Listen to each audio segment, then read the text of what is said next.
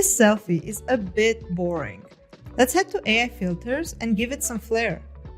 I'll scroll through a few new styles. There are so many cool ones. Ever wondered what you'd look like as a cute little monster? Yeah, me too. This anime-inspired one? Adorable. Ah, this one. Perfect. The group chat is definitely gonna lose it over this. Soon, you'll even be able to turn this into quick, stunning animations. This is so cool. But the creativity doesn't end there.